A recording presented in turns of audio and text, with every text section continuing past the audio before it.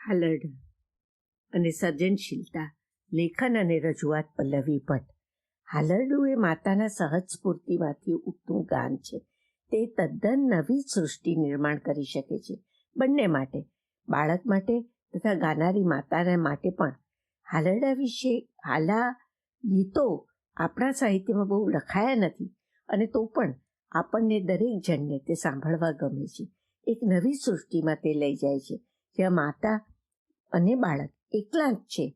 બધું કામ પડતું મૂકી મા જ્યારે બાળકને દૂધ પીવડાવીને ઘોડિયાના ખોયામાં પોટાડે અને ઘોડિયાની દોરી તાણે, ત્યારે એક અતૂટ સંબંધ મા અને બાળકની વચ્ચે બંધાઈ જતો હોય છે.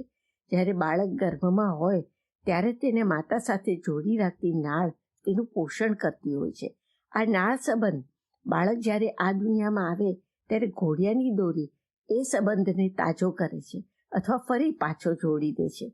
બાળકના જન્મને કારણે સ્ત્રી એક અદ્ભુત સર્જક, કલ્પનાશીલ, પોતાના બાળકને જીવાડવા, સંભાળવા, પોષવા, મોટો કરવા અને તેના રંગીન સ્વપ્નો સાકાર કરનાર રાજકુમાર કે રાજકુમારીને તૈયાર કરનાર શિલ્પકાર બની જતી હોય છે.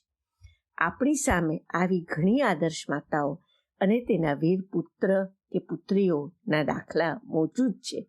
જ્યારે મારા નાનકાને માલિશ કરી નવડાવવા માટે એક નોકરબાઈ આવતી ત્યારે મારો દીકરો ખૂબ રડતો, પણ એના ઘસાયેલા અવાજમાં પણ સુંદર ગીત ગાતી.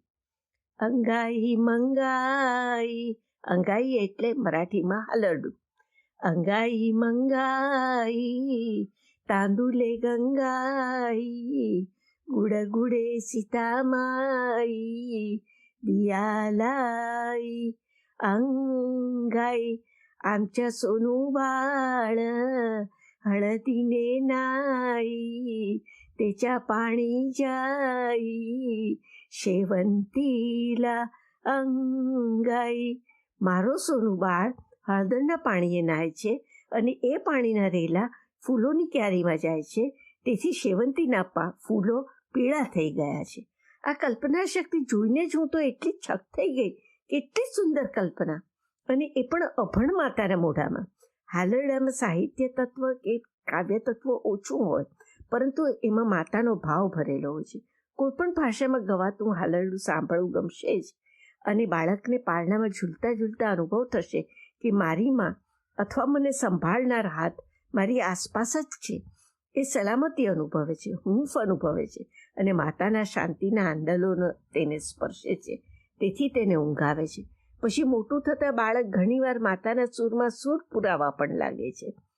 જ્યારે સગર્ભા સ્ત્રીઓ યોગ શીખવા માટે ધ યોગ ઇન્સ્ટિટ્યૂટમાં આવતી, ત્યારે હું એમને હંમેશા કહેતી કે આજથી શોધવા લાગો, તમે બાળકને કયા હાલરડા ગાઈને સુવડાવશો, અથવા પૂછો તમારા મા, સાસુમાં, નાનીમાં, દાદીમાં, વડીલોને કયા સંસ્કારી ગીતો દ્વારા તમે તમારા બાળકને શાંતિના આંદોલનો આપશો.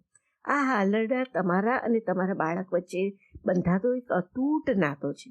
તમે તેના પોઝિટિવ આંદોલનો બાળકને આપો છો. આપણી આસપાસ તથા આપણા કુટુંબમાં આ હાલરડા દ્વારા આપણે સંગીત, શાંતિ, હૂંફ, સલામતીના ભાવો તરંગિત કરી શકીએ છીએ. થોડા જૂના ગીતો તમને સંભળાવું છું. વાડીમાં ભમરો ભમે રે, વાડીમાં ભમરો ભમે, દીકુ મારે આંગણે રમે, બેની મારે આંગણે રમે.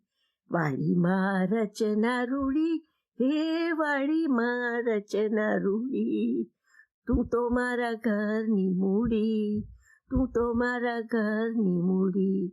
વાટકીમાં દૂધ ને સાકર રે, વાટકીમાં દૂધ ને સાકર, દીકુ મારા ઘરનો ઠાકર, બેની મારા ઘરની ઠાકર. કેટલી ઝંખના પછી આપણા જીવનમાં બાળક આવે છે. તે તો ભગવાનની મોટી ભેટ જ છે. એટલે જ માં ગાઈ ઉઠે છે ને કે તમે મારા દેવના દીધેલ છો, તમે મારા માગી લીધેલ છો, આવ્યા ત્યારે અમર થઈને રો. અને માતા ઝૂરતી હોય છે, એના ખોળામાં એક બાળક રમે.